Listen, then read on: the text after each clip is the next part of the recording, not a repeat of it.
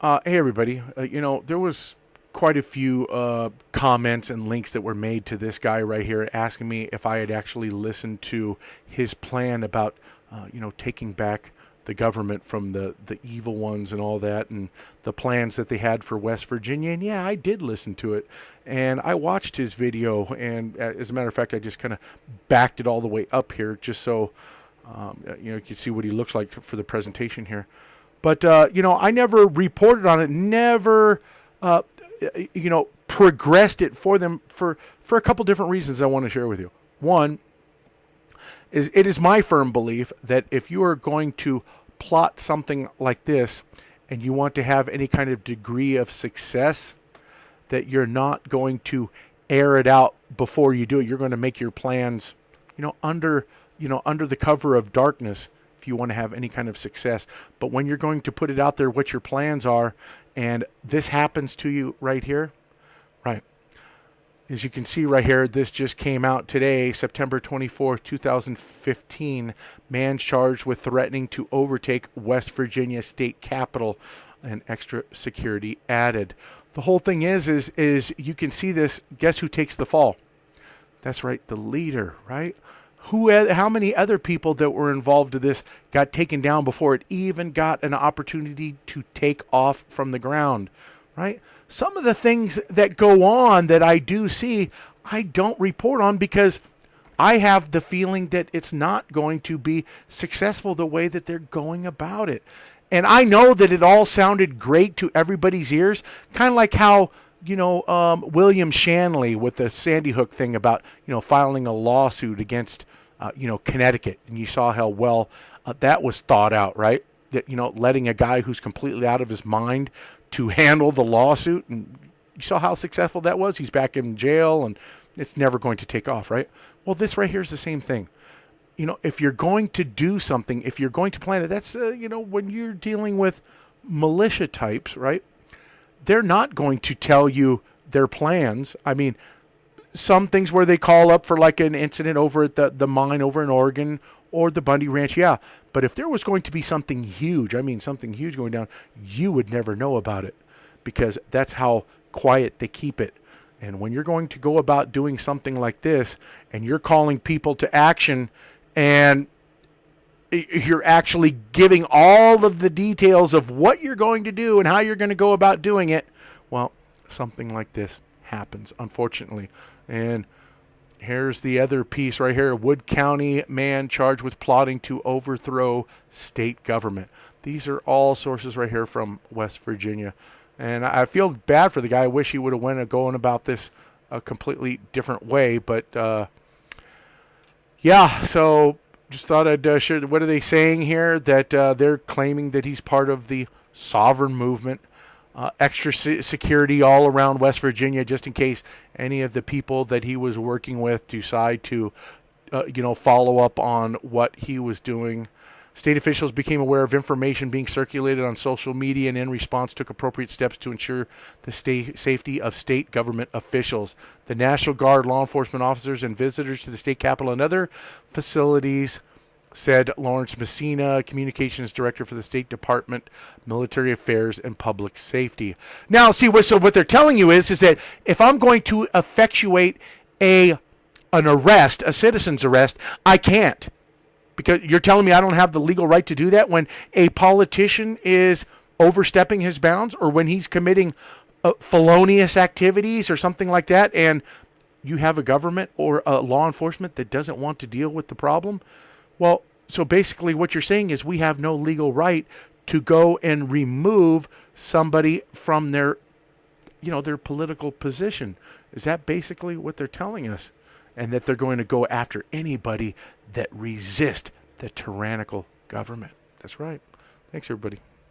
We interrupt our program with a special bulletin. All right, so could you tell us what you're doing out here today, what you're advocating for?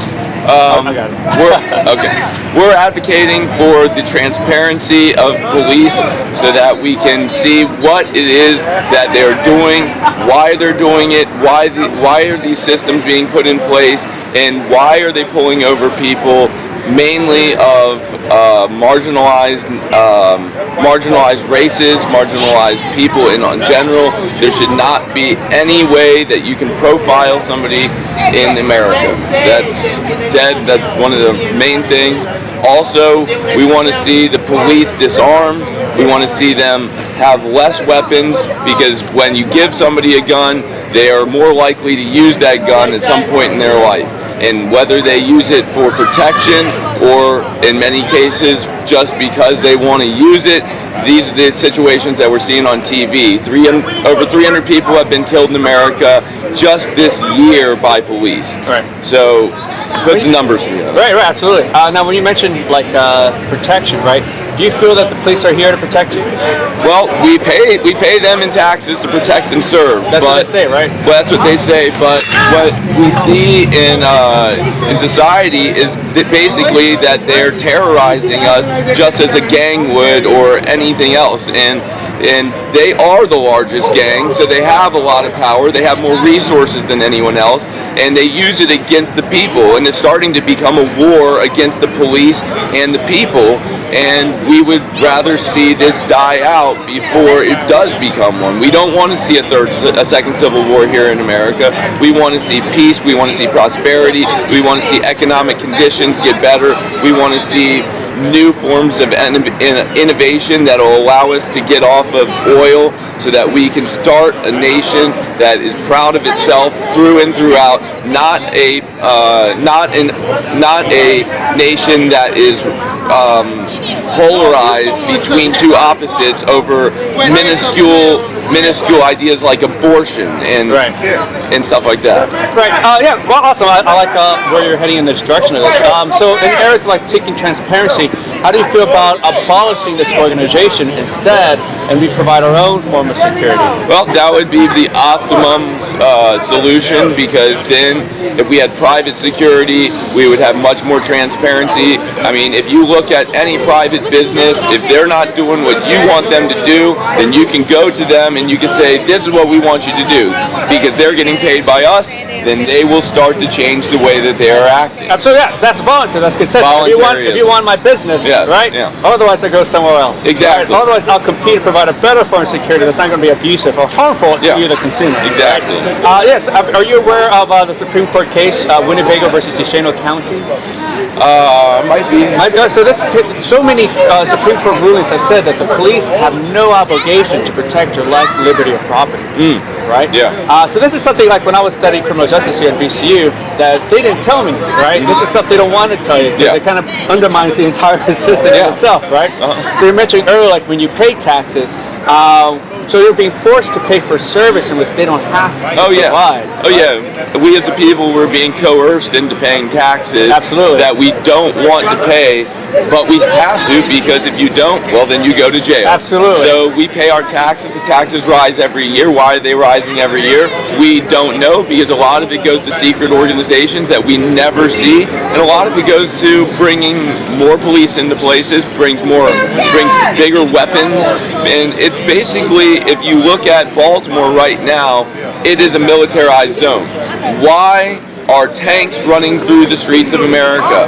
This is not a place for that. If you want to run tanks through anywhere, run it in a secret location where you're training the people to use the tanks, and only for the worst case scenario. We should not be running around the world being world police. Right. It's here at home, as we're very vividly seeing that we're losing our freedoms. Yeah. Right. Every day. Every day. Not overseas. Here, now you're mentioning the tanks that the National Guard has rolled in now, right? Yeah, exactly. Habeas corpus suspended. Many people are being arrested now. A lot more for victimless crimes, especially the mayor of Baltimore authorizing. It's really fucking ridiculous. Yeah. All right, so that's pretty cool, I guess. And so we should be advocating for its abolition, then, I would say, right? Because the police are not here to protect us. They're here to extort us. They're here to kidnap you for victimless crimes.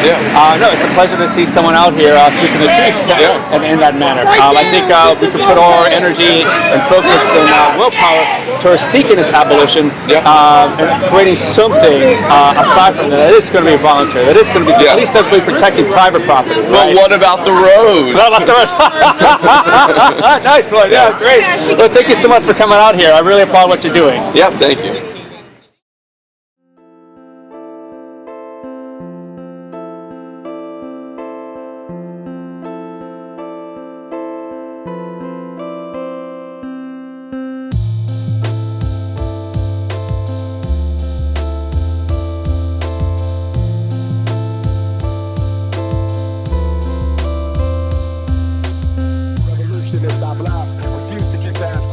I'm ready to masters on my tormented past. Swallow the pain, follow the mental terrain. It takes a hell of a man nowadays to maintain garments bloodstained, face bruised and battered, eyes reflect agony of dreams that were shattered. It never mattered to the so-called general public about my nation's situation and how we rise above it, and they love it when we self-destruct and kill a home. And the greater responsibility, yes, it's still a home. We should know by now that the system is designed for our demise. If we arrive, we'll be left behind. The dollar signs rule. But what about the fool who falls victim to the material world?